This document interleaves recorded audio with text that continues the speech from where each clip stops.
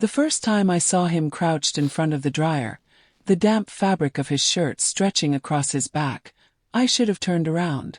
But I didn't.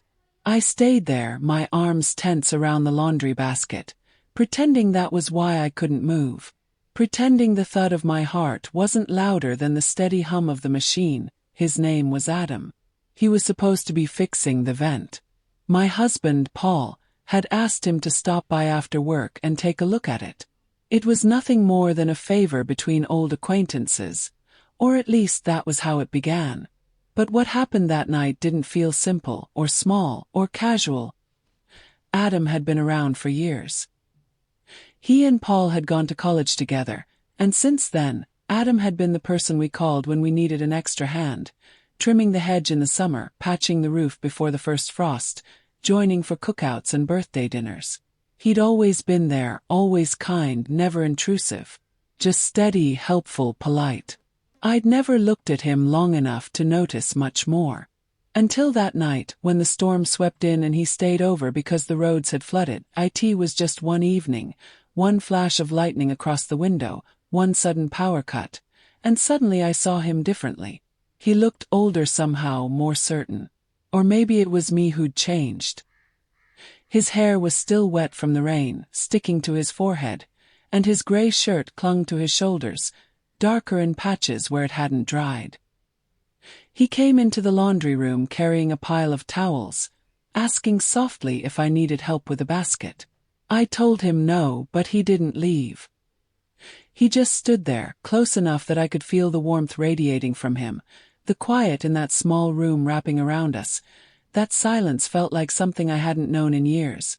Not loneliness, but attention. Paul and I had been married for 12 years. The last few of them had been muted. No fights, no passion, just a quiet drift into parallel lives.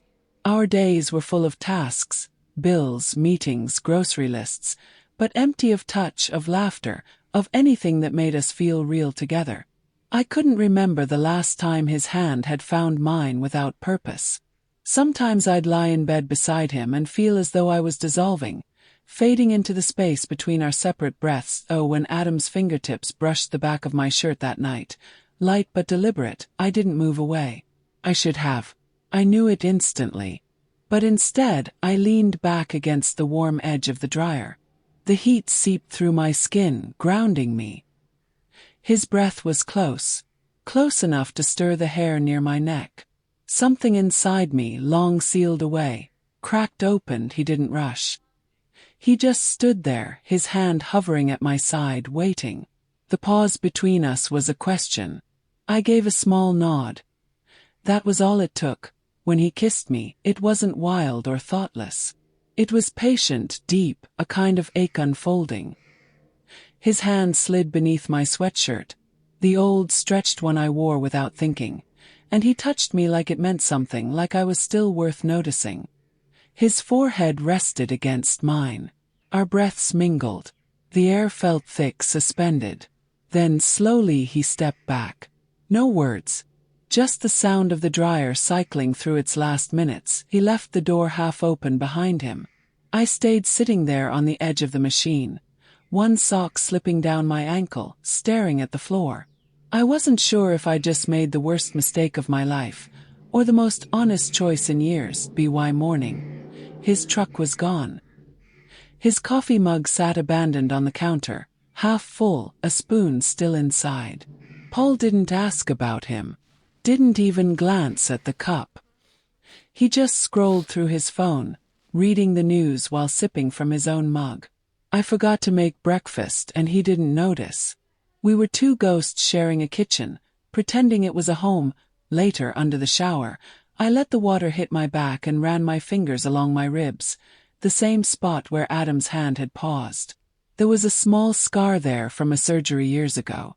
Paul had never asked about it. Adam had traced it slowly, like it mattered. Weeks before that night, I'd seen Adam in the backyard through the kitchen window. He was fixing a broken fence post, working quietly under the sun. He wasn't performing or showing off, just focused. I remember drying a dish, watching him, and thinking how steady he looked, how unbothered. How rare that felt. I think that's when something in me began to shift. Not desire exactly, but awareness, of being seen, of being alive. It didn't end that night. 2 weeks later he stopped by again. Paul had mentioned the bike rack in the garage that needed tightening. I brought Adam a soda.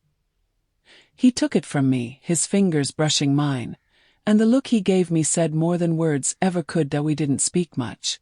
But when I mentioned a box in the house that I needed help moving, and he followed me inside, I already knew where we were heading. Soon as the door closed behind us, he caught my wrist and drew me against the wall.